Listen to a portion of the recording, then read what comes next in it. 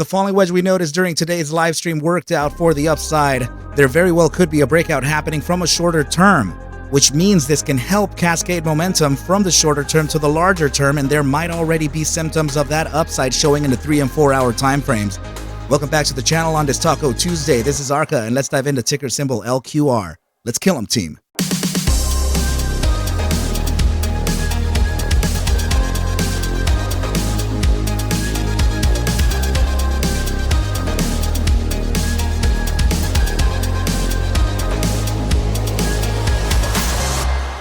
What is up, you guys, and welcome back to the channel. Let's go ahead and dive into ticker symbol LQR, and what we're observing here is actually the hourly time frame. So what we're going to do first is get over the obvious things first before I get into the really juicy stuff, right? So today in the 5-minute time frame, you can see that we clearly broke out and above the EMA 200, which is a 200-day exponential moving average, and that usually gives us a pretty good sign for upside continuation, right, team? So you can see here that we broke out of that EMA 200 represented by the orange line, came back and tested that support, and then continued onwards, closing the day on in the after hours at $4.18. Now, I would like for you to mind these targets just for now, right? But I guess, you know what? Let's just do this.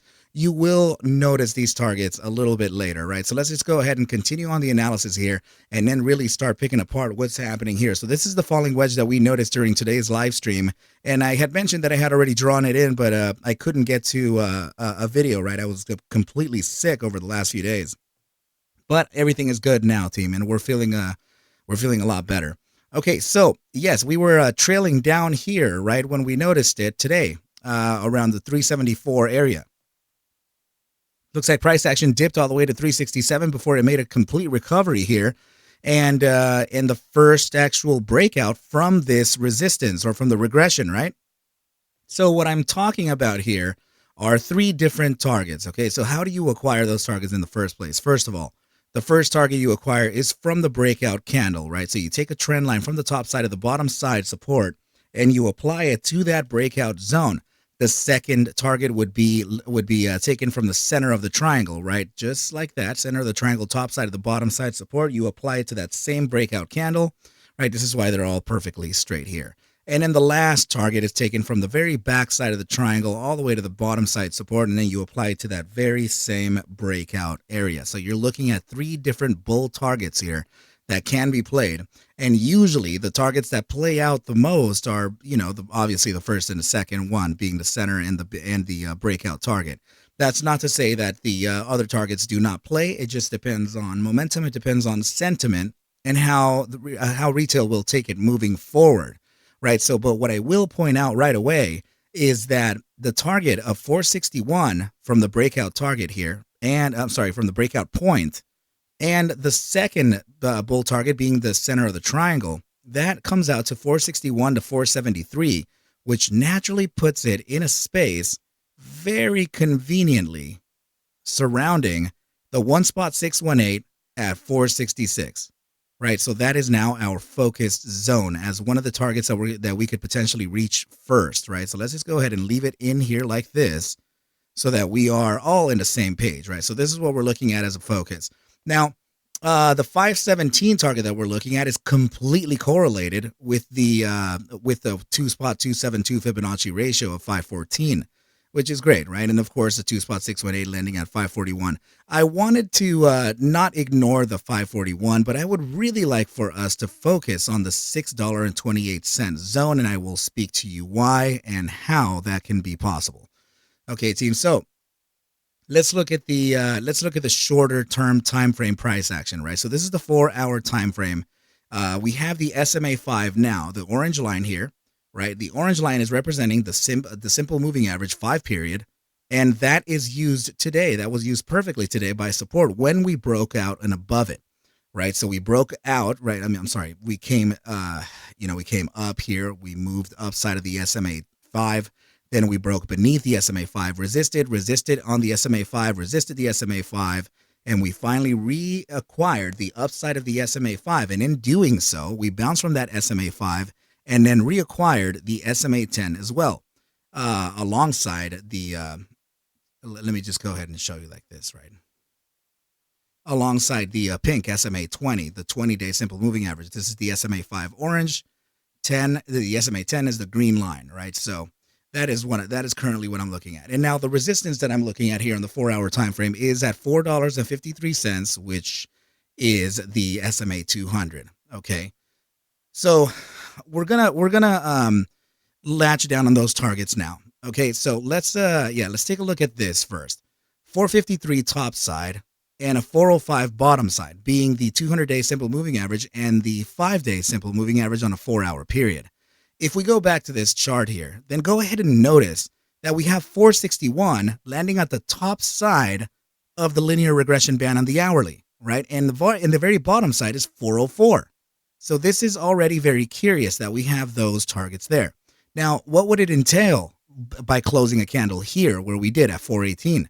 Well, that means that we could potentially see an immediate short-term downside to around the 404 area before we load up and continue on to the upside to start testing the resistances of around, I would say, 453 being the top side of this candle here. And not only is the 453 there, but please remember that we're talking about 453 as in the 461 of the first area of the take profit from the triangle, right? So that's already rhyming there.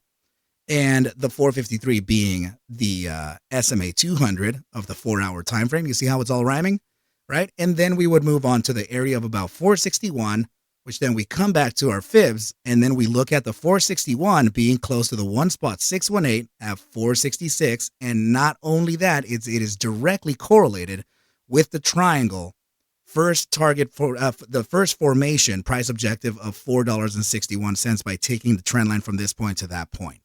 Right? You see how it's all rhyming, right? So that target of the triangle matches perfectly to the linear regression top here. So mathematics and formation, geometrics are all lining up. Now, whether there's a fundamental catalyst of sorts, well, there already kind of is, right? We noticed on Yahoo Finance, we noticed on Finto, they have a 5,900% price upgrade on this. It's going insane.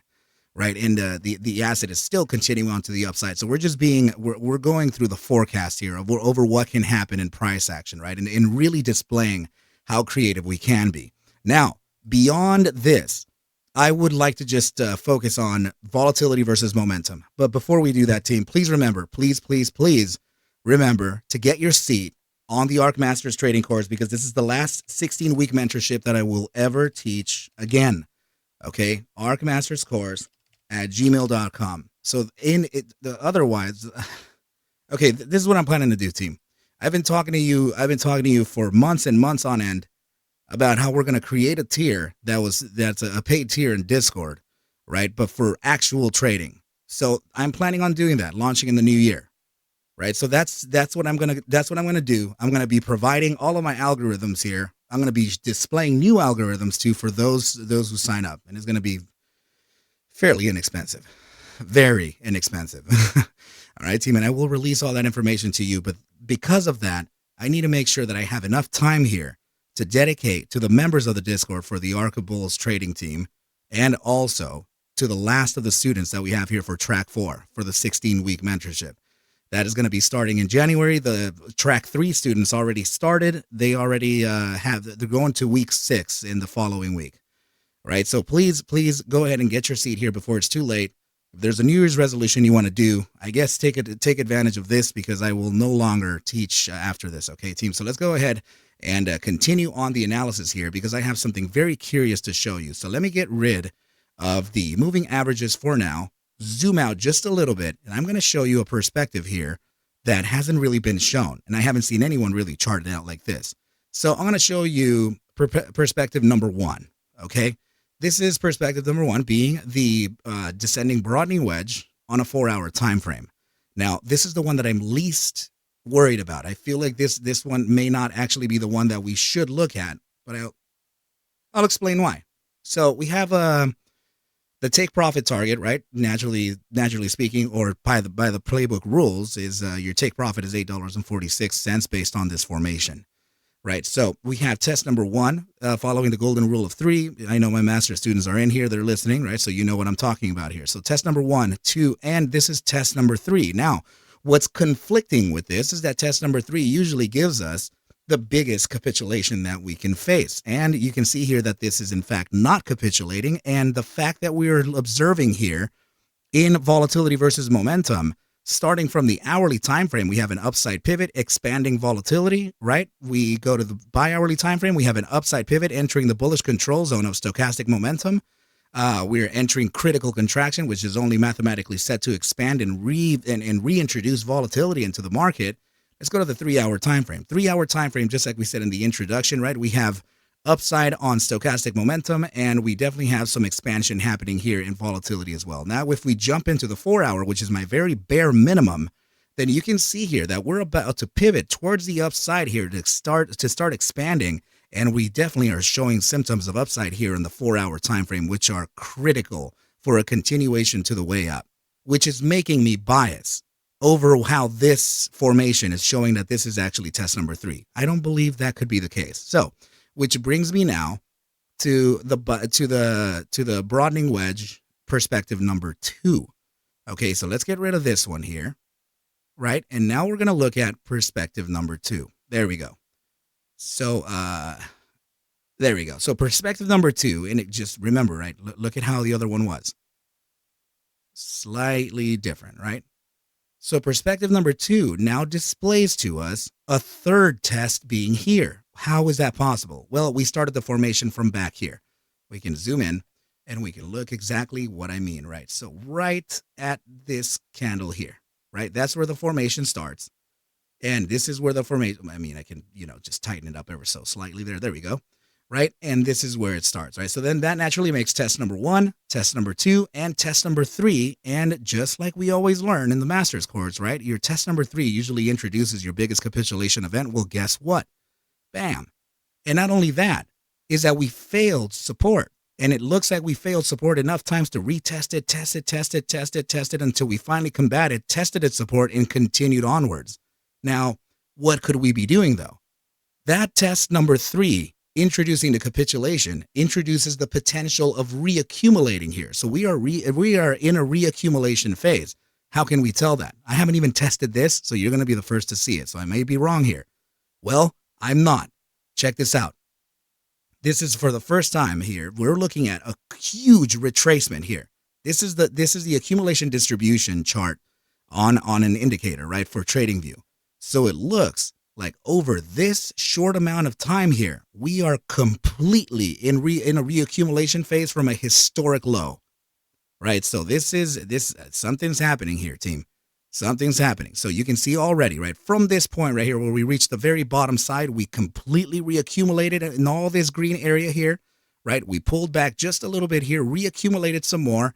And from this point that we just recently reached at 650 down to the area of around 369, that was the distribution that we faced, and we are now aggressively reaccumulating again, which is why I'm saying that this perspective for the descending broadening wedge could be the one to face here. Now, the upside targets to face within this team, absolutely targets for us to keep into consideration. Why? The center of this is really attractive to me. Sure, 558. It's already rhyming with the 553 that we noticed, right? That was 453. My apologies. I'm sorry. Yes, the 628 target. That's what I was focusing on in the fib right over here. So this target here, 628, is the 3-spot 618 golden mean, right? It's psychologically, we just like to take price there, right? But now look at this. If we move on beyond the 628, we have the high here of $6.50. Right? So now we come back to our formation and we start to see what that is, 628 to 614. Well, there it is. We have the 3-spot 618, just like we said, at $6.28. And then our top side of the formation here is $6.50. So that's already more geometrics, more formation analysis. And yeah, I don't even know how else to paint it to you, right? But this is it's bullish. I feel like it's bullish, and there's definitely upside being presented here, specifically because of volatility versus momentum, The formation analysis that we noticed right down here in the falling wedge in the immediate short-term time frame, which is going to cascade time into one another, right? Meaning shorter term to larger term. Now, the RSI 30-minute time frame is already displaying bullish price action, right? So this is definitely in the gravitational zone of the bear weakness percentile. So I'm going to go ahead and I'm going to add the video here to explain what the RSI properties are so that you understand exactly what I'm talking about. So it should be right up here in the top right hand corner right around now.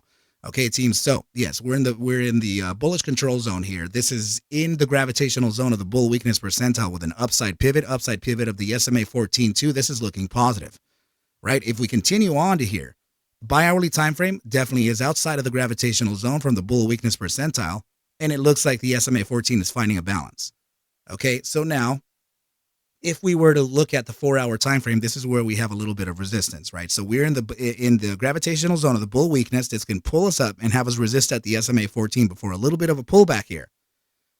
That is what I'm looking at as tomorrow's potential. We may be able to reach tomorrow anywhere between 443 to about 473, and then face a pullback to start validating this newly converted resistance into support, which could be back down to the area of around 411 or around 401. We already spoke about 404 though. Okay, team, so that is presently what I'm observing here for LQR. And then beyond that, I would feel most comfortable to speak about the upside later because that's already present. The 8-hour time frame in particular, right? This thing continues to the upside. Is going to reach the exposure of the gravitational zone, which means that we have a good shot of succeeding upside of the SMA 14 and using that gravitational zone for a continuation to the upside, right? So now beyond that, if we're looking at the daily time frame or 12-hour time frame, sure, there's resistance on top. I don't feel completely uncomfortable, but it's just I would rather just get there. You know what I mean? So yeah, what I mean by resistance here at the SMA. Of the 12-hour time frame, SMA 14, that just means that over the next maybe 2 days, we would have the potential to reach the target of around 517 to 541 before a pullback, right? So we shall see, though. We got to see first. Okay, team, but so far, so good. Today was a really nice little pump from the very bottom side of 366 all the way up to the $4.25 zone, which was pretty much a 16% ripper there. So it's feeling okay, team. All right. I need you to be very careful and be very mindful how you trade. Please make sure to keep risk management in line, and definitely remember to reserve your seat for the ARC Masters Trading course, as this will be my last 16-week mentorship ever taught. Okay, team. Really appreciate everybody for coming on by. Please take whatever I do show and iterate within these videos as just a form of entertainment, as I cannot suggest for you to buy, sell, or hold any assets whatsoever. Never, forever. I need you to do your own due diligence and everything will be cool. But with that said, team, I wish you well a very, very good rest of your night. And I will catch you at the bell mañana. Adios, team.